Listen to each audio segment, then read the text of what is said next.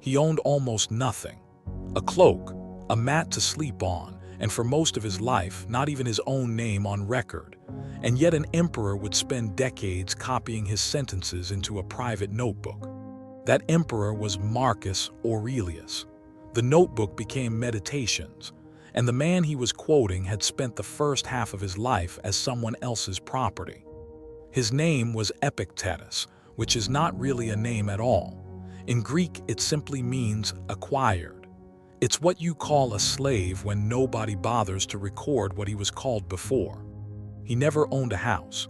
He never held office.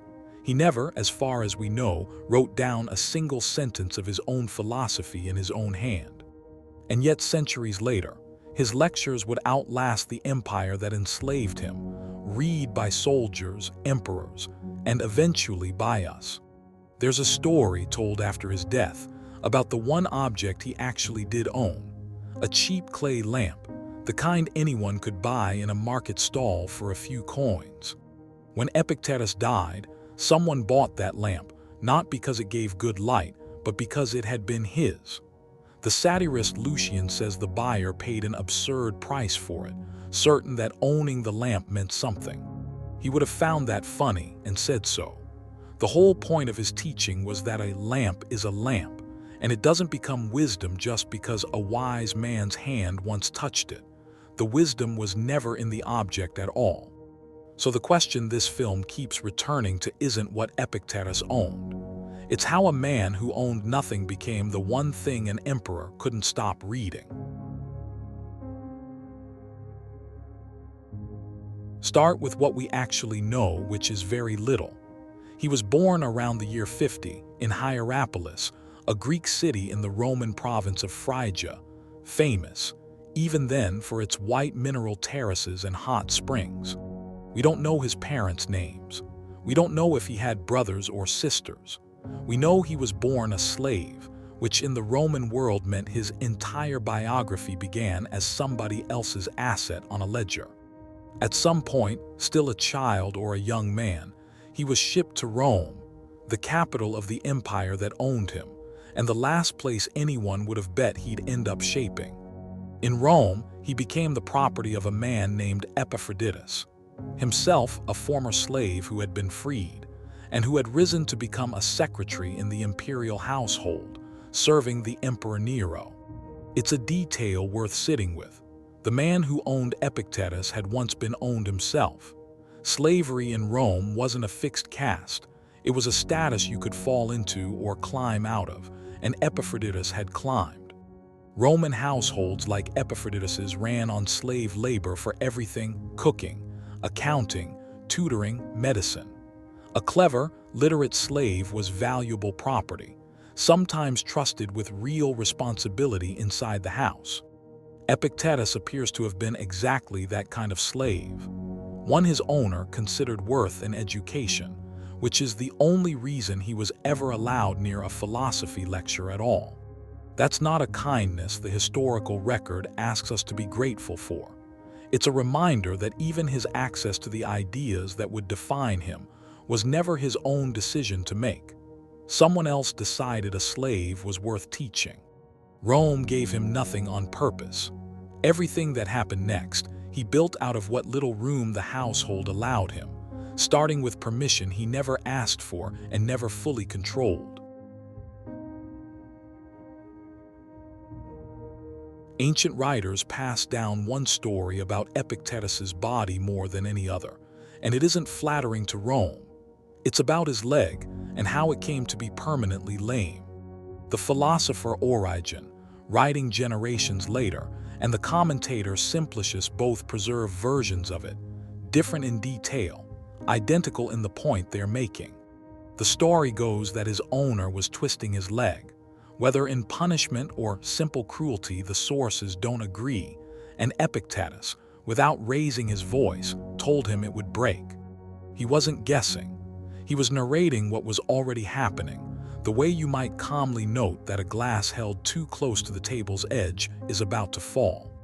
And then it broke, and according to the story, Epictetus's only response was to say, just as calmly as before, "Didn't I tell you it would?"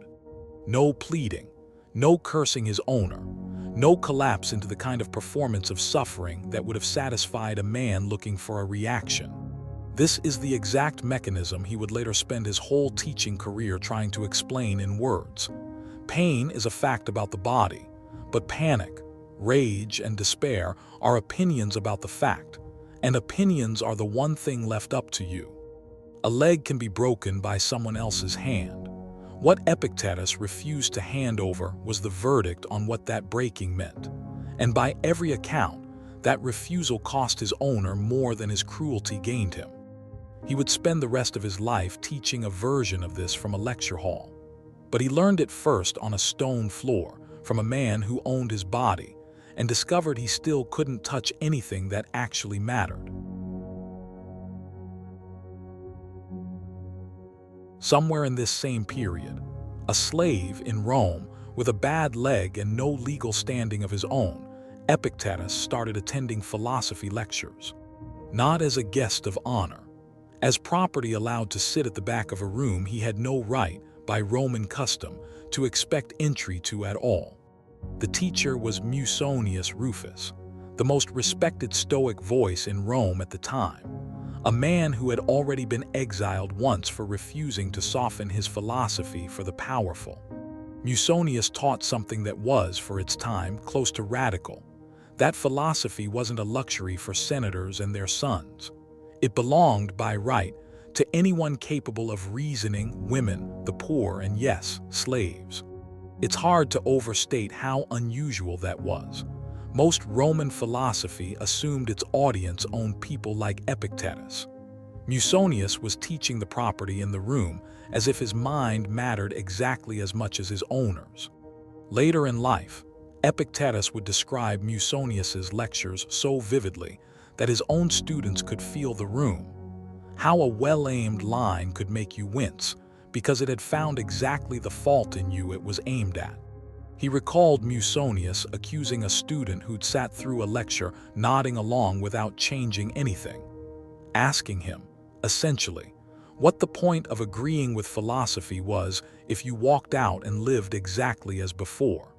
That distinction between admiring an idea and actually being changed by it became the spine of everything Epictetus later taught. He didn't want listeners. He wanted people who left the room different. A slave sitting in the back of a Roman lecture hall, learning that his mind was the one piece of him his owner had never actually managed to purchase. At some point, the exact year isn't recorded, Epictetus was freed.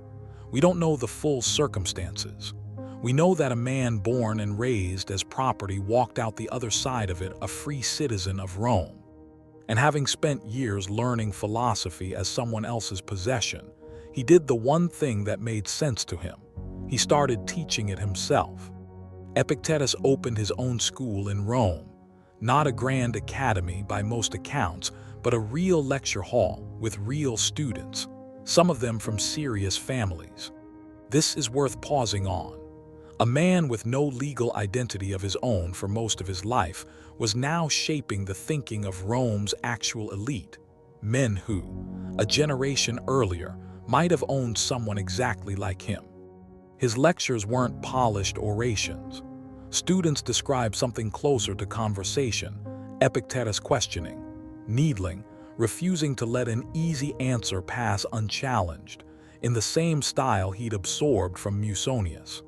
One story, preserved by the writer Aulus Gellius, describes a Roman official visiting Epictetus, specifically to ask him to take in and educate his son, evidence of exactly how far his reputation had already traveled. Gellius also preserves Epictetus's own blunt self-assessment of what philosophy actually was for, not a performance of clever talk, but a kind of medical clinic for a sick mind. You don't leave a doctor's office entertained, you leave it treated. A philosopher's school is a doctor's clinic, he's recorded as saying. You shouldn't walk out of it feeling pleasure, you should walk out of it in pain. Understanding, to him, was supposed to sting a little on the way in. For the first time in his life, what happened to Epictetus was something he had chosen. He built a room and people came to it to be told the truth. That alone would have been a full life's achievement. It wasn't the end of his story. Freedom in Rome turned out to have a ceiling, and that ceiling had a name: Domitian, an emperor increasingly paranoid about anyone with an independent following and an independent mind.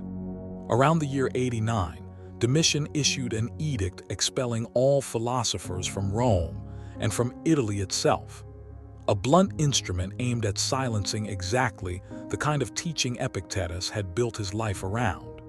Epictetus left, not quietly erased, not arrested, simply put out. Along with every other philosopher the emperor considered a nuisance he no longer wanted to manage.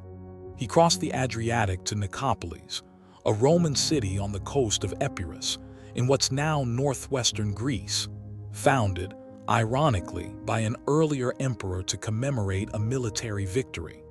It would have been easy to read this as an ending. A free man, expelled from the capital of the world he'd spent his whole life inside of, starting over in a provincial coastal town. Instead, Epictetus built a school in Nicopolis that became one of the most respected centers of philosophy anywhere in the empire. Students didn't just study there locally, they traveled to reach him. The historian and statesman Arrian was one of them, a young Greek from Bithynia who crossed the same sea to sit in Epictetus's classroom, and who would go on to have a serious career in Roman public life, partly shaped by what he heard there. Even the future Emperor Hadrian is said to have visited Epictetus's school in Nicopolis. The exiled slave-born teacher, sought out by the kind of men who ran the empire that had exiled him. Domitian tried to put distance between Rome and the philosophers he feared. What he actually did was send one of the most influential teachers in Roman history somewhere he'd have to be sought out on purpose, and people sought him out anyway. Here is the strangest fact in this entire story. Epictetus, by every ancient account, never wrote a word of his own philosophy down. Not a treatise, not a letter, nothing.